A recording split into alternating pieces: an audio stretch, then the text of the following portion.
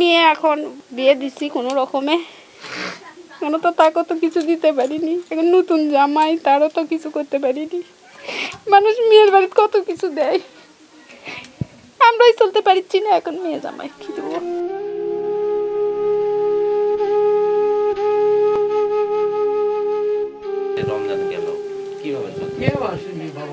কি করবো ভাই কোন, আমাদের খুবই করুণ অবস্থা।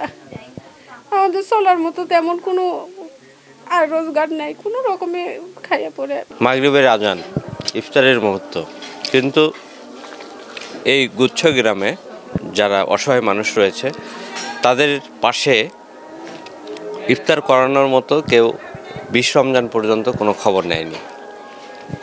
আমরা যতটুকু দেখলাম যে প্রতিবন্ধী সহ অসহায় মানুষ যারা রয়েছে তারা অসহায়ত্বের মধ্য দিয়ে এখানে জীবনযাপন করছে। এই জায়গা 203টা ঘর, সবাই অসহায়, সবাই এই জায়গা।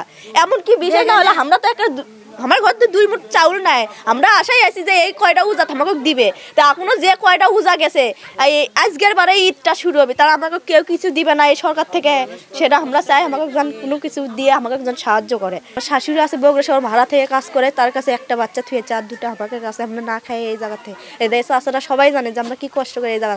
কেউ কোনো দিনও আসেও নি, এখনও প্রথম থেকে শেষ হয়ে যাচ্ছে, এখনও কেউ আসেও নি কি, এবং কি কেউ আসে আমাদের বলেও নি যে কীরকম হচ্ছে, কীরকম চলিচ্ছে, কি আপনাদের কীরকম হচ্ছে, এইরকমভাবে মানে কেউ আমাদের আসে জিজ্ঞাসাবাদও করেনি, কেউ আমাদের খোঁজও নেয়নি। আমি আগে বাসা বাড়ির কাজ করতাম, বর্তমানে কিছুই করি না, এখন বেকার।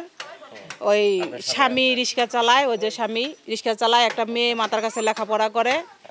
এই যে ঈদ যাচ্ছে সামনে, হাট বাজার খাওয়া দাওয়া কোনো কিছুই হচ্ছে না।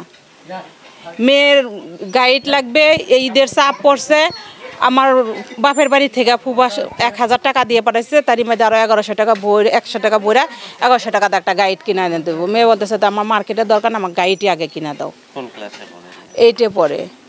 ওই স্কুলে কোনো উপবৃত্তিও পায় না। ওই এখানে রাজাপুরে ভর্তি করে দিছি। কেন পায় না? উপবৃত্তি দেয় না, সরকার নাকি সবাইকে উপবৃত্তি দেয় না, বাইসা বাইসা কয়েকজনক দেয়। এই যে 203টা ঘর আছে, সবাই অসহায় লোক। তাহলে 3টে না 4টে আছে প্রতিবন্ধী। কেউ আসছিল? হ্যাঁ, সংসার চলে কিভাবে? ওই এক বেলা আনতে 3 বেলা খাই, দিন রান্ধে ওই 2-3 দিন ধরে গরম করে হয়তো তাই খাই। এই কোনো রকম মুড়ি টুড়ি আনে, এরকম খাওয়া চলছে কোনো রকম, এটাই। তারপরে আর তো কোনো ত্রাণ সাহায্য নেই। চুলা জ্বলুক অথবা না জ্বলুক, এটি যেমনটি দেখার কেউ নেই। এই গুচ্ছ গ্রামের অসহায় মানুষদের খোঁজ খবরও নেওয়ার তেমন মানুষ নেই।